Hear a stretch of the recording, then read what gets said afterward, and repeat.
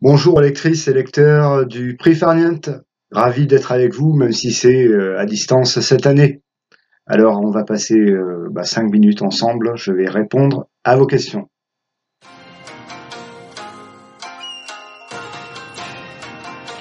C'est vrai que la nature et les animaux reviennent souvent dans mes écrits. Je crois que c'est dû à deux choses. La première, tout simplement, je pense que nous faisons partie de la nature et que nous sommes des animaux. Donc parler de la nature, des animaux, c'est parler de nous. Et puis je crois que placer mes personnages humains face, face au milieu naturel, les déshabiller un petit peu de tous nos artefacts technologiques, de nos codes, ça permet d'aller chercher un petit peu qu'est-ce qui fonde de la nature même de notre humanité. Ça permet de mettre à nu vraiment ces personnages et de révéler ce qui palpite au fond d'eux.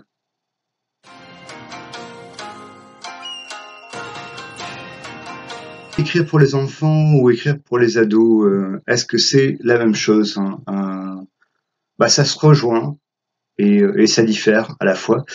Ça se rejoint dans le sens en premier lieu où c'est de et dans un cas et dans l'autre, c'est de la littérature et la littérature ça demande un engagement, une sincérité.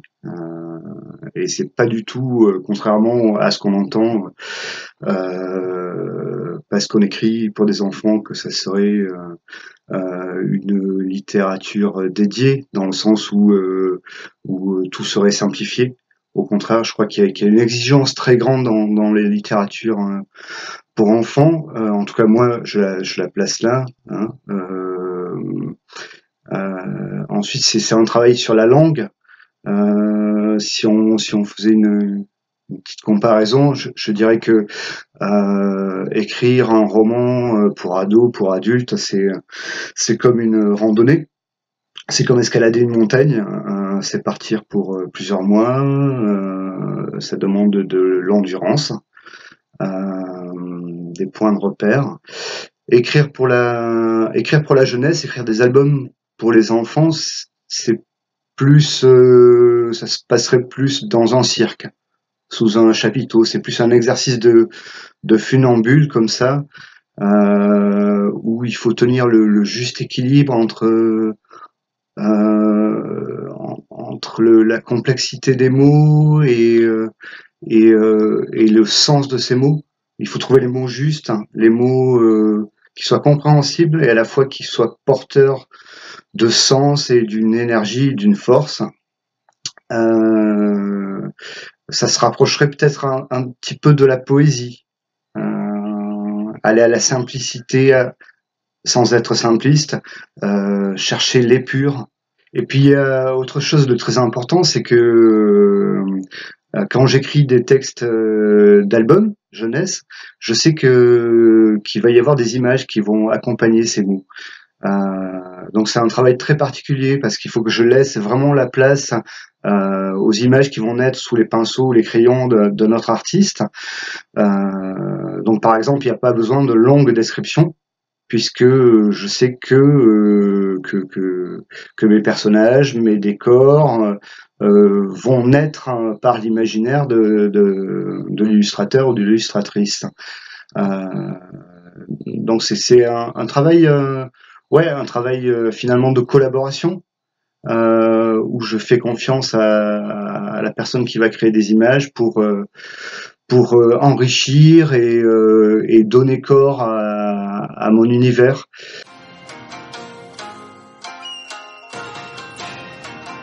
Le point de départ de l'écriture de Féline, c'est un peu comme pour tous mes romans, c'est le roman précédent.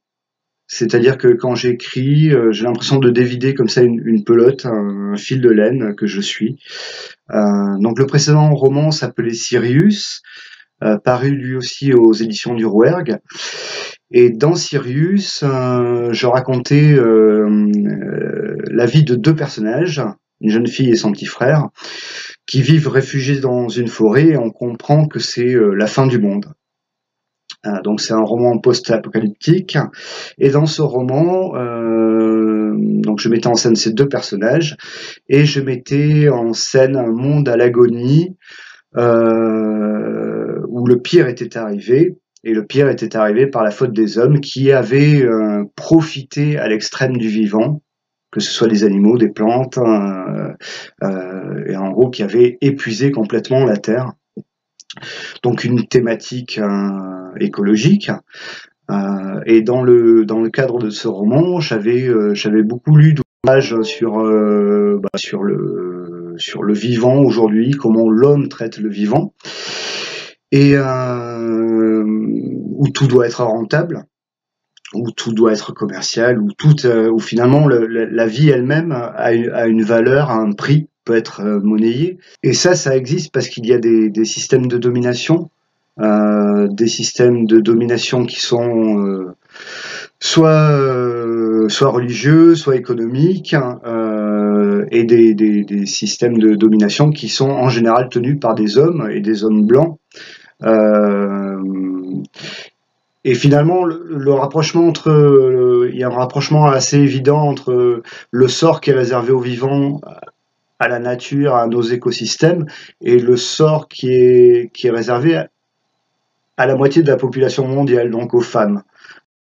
Aujourd'hui, les femmes sont soumises à de multiples injonctions. On leur dit à quoi elles doivent ressembler, comment s'habiller, comment se comporter.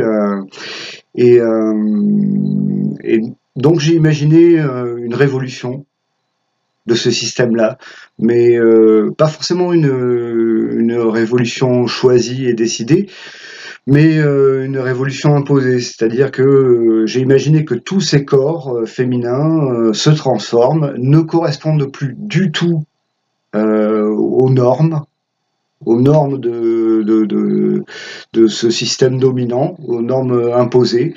Et, et donc à travers cette transformation, je questionne l'identité féminine, le corps féminin, le désir féminin, la volonté d'émancipation, et à la fois la réaction inverse, c'est-à-dire qu'on va avoir la réaction des jeunes filles, de Louise, de ses copines, comment chacune d'entre elles se positionne, et en face de ça, je questionne la société. Quelles vont être les diverses réactions des politiques, des religieux autour.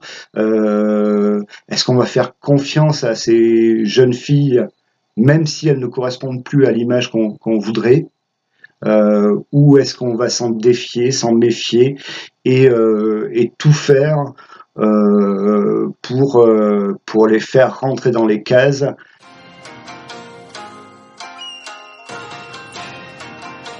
Le lieu où j'écris, en fait, le lieu où j'écris, vous l'avez devant vous, il est là. C'est là où se déroule la plupart du temps mon travail d'écriture. Après, si vous voulez parler de l'endroit où je tape sur mon clavier, où je prends des notes, peu importe en fait. Ça peut être dans la forêt, ça peut être dans mon salon, ça peut être dans ma baignoire, peu importe. Le vrai travail d'écriture, en fait, il est, pour moi, en tout cas, il est surtout mental. Et quand je me lance dans l'écriture d'un roman, c'est que il est déjà bien ficelé à l'intérieur.